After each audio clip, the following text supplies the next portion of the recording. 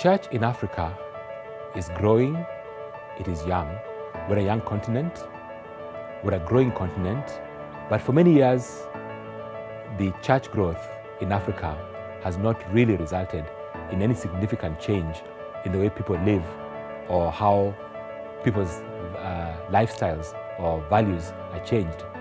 The reason why many Christians do not find it easy to live out their faith in the public square, in the marketplace, is because we've not really given them a framework to think or even to see the significance of not just influencing what they do, but the environment in which they work, influencing the values, the beliefs, and the foundational thoughts of their culture. There's a desperate need for churches to be recovering it and to make it an emphasis within their church to for instance, bring people up that are in law or in medicine or carpenters or construction workers, and you know how sometimes they commission people that are pastors and lay hands on them in front of the church, or as they go out on a mission trip to a foreign country. But perhaps bring people up from professions and commission them, lay hands on them, and set them apart as people that are valued in the work to bring God's kingdom and rule and reign to bear within the world. I mean, that's a crucial thing for us to recover that, to pray regularly for people in professions, not just for people that are sick. That's a good thing, of course, but to pray for people in the various professions, as a homemaker or as a construction worker or in law or in government, that people might have real wisdom there. And to value that kind of work, not just in quote spiritual work, but there's a sense in which all work is spiritual. I think that there's so much that needs to be done. Before Christ went to the cross, he prayed with his disciples and for his disciples. We know this prayer as the high priestly prayer. And I'd like to look at part of it as we move into this new session. So if you look at John 17, 15 through 19. In this part of Jesus' prayer, he is praying for those who are going to follow him and follow the disciples. And he says this, "My prayer is not that you take them out of the world, but that you protect them from the evil one. They are not of the world, even as I am not of it. Sanctify them by the truth. Your word is truth. As you sent me into the world, I have sent them into the world. For them I sanctify myself, that they too may be truly sanctified." What is to be the relationship between the church and the world? And we find in this prayer of Jesus a principle that answers that question. First, notice what Jesus did not pray. He could have prayed, "Father, take them out of the world." But he specifically said, "My prayer is not that you take them out of the world." Why did Jesus pray this way? Because he wants his people in the world, not out of the world. And he said, "Just as you have sent me into the world, I have sent them into the world." When we think of the church today, we tend to think of the church as a building. And people come to the church for worship and for church programs. But let me suggest that when we think of the church as a building, we are not thinking of the church the way Christ thought of the church. Christ thought of the church as people, his body. They were the koinonia, the community, the nation of priests. Whenever the New Testament talks about the church, it talks about people, not a building. And in the biblical concept, the church gathers and the church scatters. And this is why Jesus is saying, "Father, I do not pray that you keep them out of the world or take them out of the world, because He wants His people, His body, to be in the world. When John Wesley preached Christ crucified in England, he preached Christ crucified so that people would come to Christ for salvation. There was a personal application of the cross of Christ. It was so people would be saved and they would go to heaven. But Wesley also understood that there was to be a public manifestation of the preaching of Christ crucified. He wanted to see societies transformed. He wanted to see social and cultural sanctification, not just personal justification. The missionary statesman Lesslie Newbigin said this in his book, Truth to Tell, the Gospel as Public Truth. He said this: "A serious commitment to evangelism, to telling the story which the church is sent to tell, means a radical questioning of the reigning assumptions about public life.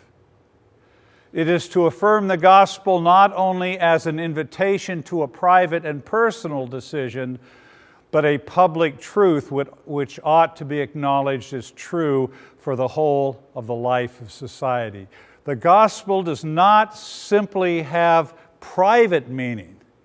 Jesus in my life, Jesus in my heart. But the gospel has a public meaning. And we need to allow the gospel to become the reigning assumption for all of public life. He continues, "The incarnate Word is Lord of all, not just of the church. There are not two worlds, one sacred and the other secular. There are different ways of understanding the one world, and a choice has to be made about which is the right way, the way that corresponds to reality, to the reality beyond all the show which the ruler of this world can put on." It's not two ways of two worlds, one sacred, one secular. It's one world, but how do we see that world? And which of the ways of seeing the world comports with reality? We have to proclaim the gospel, not merely to individuals in their personal and domestic lives. We do certainly have to do that. But we have to proclaim it as part of the continuing conversation that shapes public doctrine. It must be heard in the conversation of economists, psychiatrists, educators, scientists, and politicians. We have to proclaim it as the truth. Biblical truth is not simply religious and spiritual. Biblical truth comports with reality, and we need to have a conversation in every area of life based on a biblical framework. Proverbs 31:23 gives us an understanding, a picture of how we might see this. It speaks of the godly woman. It says her husband is respected in the city gate, where he takes his seat among the elders of the land. In Old Testament times, the gates of the city were not simply the place where the city was defended. The gates of the city in the Old Testament were the places where public life took place. In the city gates, business and commerce took place. Laws were read and adjudicated. Governing and administration of the city took place at the city gates. News and public announcements, public meetings and discourse. The city gates were the place where the life of the city occurred. When we think of the city gates today, we can think of them as the sectors of a society, the spheres of influence in a society, the domains or place of dominion in society, the place of governance, or from one of our last sessions, the place of occupancy, where we occupy until Jesus returns. How do we move beyond the individual application of the gospel towards an understanding that the gospel is to impact the culture as a whole? We need to begin to think in terms of occupying the gates of the city. Having Christians who are doctors, Christians who are businessmen, Christians who are educators, Christians who are artists, who are athletes, Christians who are not just Christians on Sunday, but Monday Christians, who see as their role helping to occupy the city gate of education, the city gate of governance, the city gate of business, where the gospel has an opportunity to impact and help govern at that gate. Every vocational sphere or realm, whether it's government, business, economics, education, is shaped by the prevailing worldview of the culture. Today's worldview that governs the Western world is the worldview of evolutionism or Darwinism, naturalism. We've talked about this in many different ways in this class. But this is the prevailing worldview, and it is determining what happens at the city gates. We are to be people of the cross, people of the gospel. We are to be people who go to the city gates to represent the kingdom of God and the values and principles of Jesus Christ at those gates. The question is the church consciously and proactively seeking to be at the city gates? We need to have Christians in government and law thinking proactively about how do I function at the city gate of government and law, of education, etc. Because Christ is Lord, the Christian should be occupying the city gates out of a motive that Jesus would be glorified, but also that the community, the nation would be blessed by the truth, beauty, and goodness of the culture of the kingdom of God being manifested at the city gates. To be disciples of all nations, the church must think strategically about occupying the gates. Who is occupying the gates of your city? What ideas and concepts are ruling there? What programs and policies and norms are functioning there? What needs to change if our communities and our nation is going to be reformed and revitalized? What things need to change, and how do I and my profession contribute to that change? In the book, The Strategies of Taking Charge, the author said this: if there was ever a moment in history when comprehensive strategic view of leadership was needed, not just by a few leaders in high office, but by large numbers of leaders in every job, it is now. It is not enough to think of, well, if we can get Christians elected to Parliament or to Congress. It's not enough to think if we can get a Christian in the White House or in Buckingham Palace. It's not enough to think in these terms. We need to think of leaders, Christian leaders, in every job, occupying the gates of the city. Historically, the church has understood this. John Calvin, when he was in Geneva, he not only preached at the cathedral on Sunday, but during the week he taught at the Geneva Chapel next to the cathedral. And people came from all over Europe to hear Calvin teach from the Bible about governance, about economics, about every area of life. John Wesley, when he brought the gospel, he created circles of relationships and circles of people for discipling of nations. And out of Wesley's revival came the Clapham sect, which God used mightily to transform the nation. Out of John Wesley's preaching came Arthur Guinness, the founder of the Guinness Brewery, who saw the application of the gospel. What does it mean to be a Christian who is a brewer? And he dealt with that question. We need to have people who are thinking in these terms. This is a graphic that can help us understand it.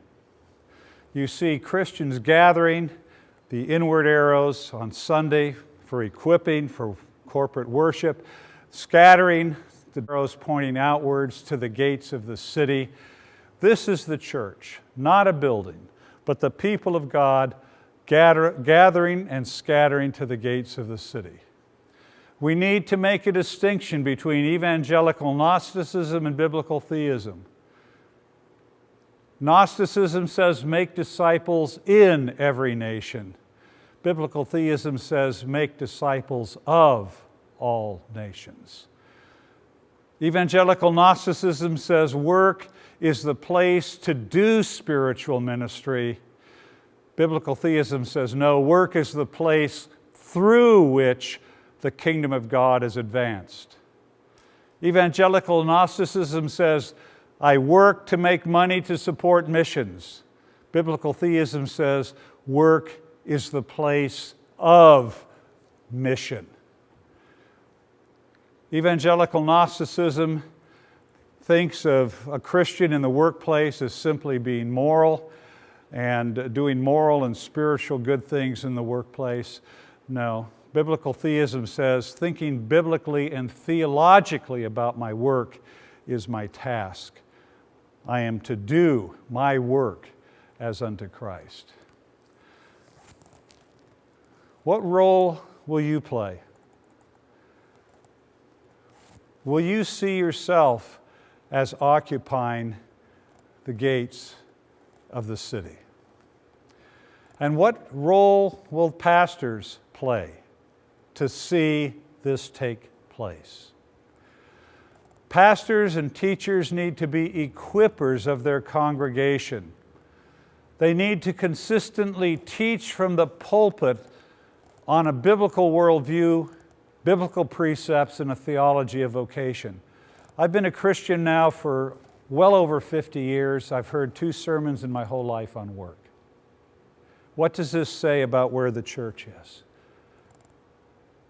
When all the people in the church that compose the congregation work day after day, year after year, 2 sermons on work in 50 years. No, work and the concept of theology vocation needs to be taught from the pulpit on a regular basis. We need to have discipleship classes to prepare people to work holistically in the marketplace, in the public square. We need to have public ceremonies to commission and send equipped businessmen to minister in the marketplace, lawyers into the judicial system, public servants into government. We need to establish local church sectoral cell groups to study and apply biblical truth and principles into their application. We don't need to start another church program, but simply churches, we have Bible studies. Let's focus the Bible studies sectorally, where people that are involved in law can study the Bible to see what it says about law. People that are businessmen and women study the Bible to see what it says about business. And then we need to establish churches in the city.